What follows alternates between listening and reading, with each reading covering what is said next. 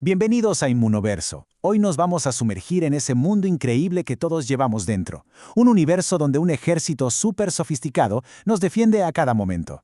Y vamos a descubrir cómo una de las invenciones más grandes de la ciencia, las vacunas, es en realidad el campo de entrenamiento de ese ejército. A ver, imagínense esto.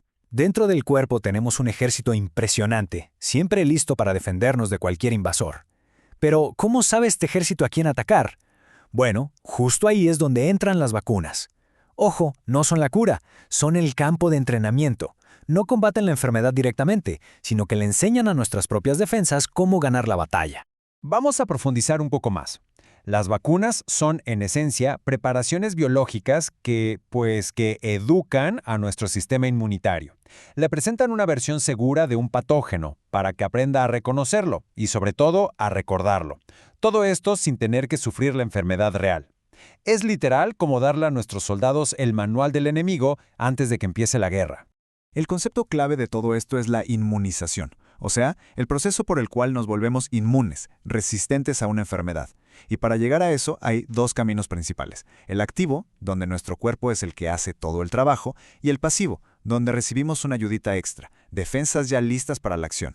Ahora sí, vamos a desglosar estas dos estrategias, porque entender la diferencia entre inmunidad activa y pasiva es fundamental para saber por qué a veces se elige un camino y a veces otro para protegernos.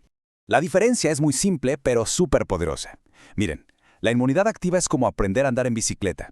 Una vez que el cuerpo aprende, ya sea porque se enfermó o por una vacuna, genera su propia respuesta y, lo más importante, crea memoria. Esta protección dura años, a veces para toda la vida. En cambio, la inmunidad pasiva es como si alguien nos llevara de caballito. Recibimos los anticuerpos ya hechos y, claro, la protección es inmediata, pero es temporal, porque el cuerpo no aprendió a hacerlos por sí mismo, no genera memoria.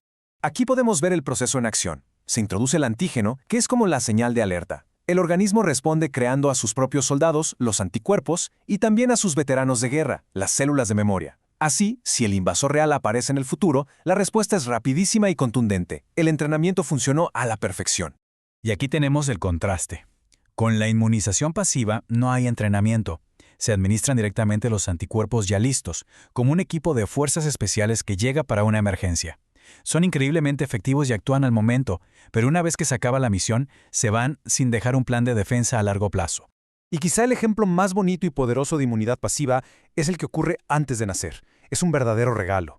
Los anticuerpos de la mamá cruzan la placenta y protegen al bebé durante sus primeros meses de vida contra enfermedades como el sarampión o el tétanos.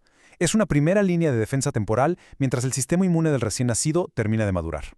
Muy bien. Entonces, si las vacunas son estos manuales de entrenamiento, ¿de qué están hechos exactamente?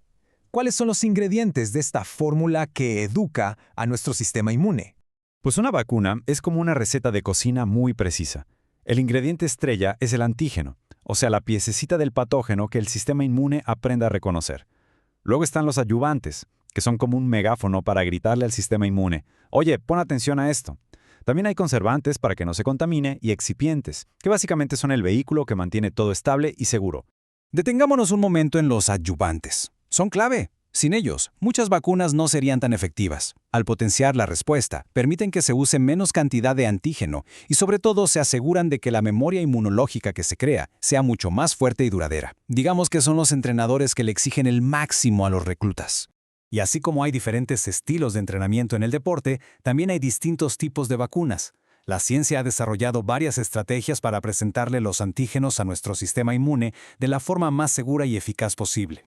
Aquí están las categorías principales, desde las más clásicas que usan el bicho completo pero debilitado o de plano muerto, hasta las que usan solo fragmentos específicos. Y las más nuevas, las vacunas genéticas, que le dan a nuestras propias células las instrucciones para que fabriquen la pieza que el sistema inmune debe aprender a reconocer. Empecemos con las vacunas atenuadas.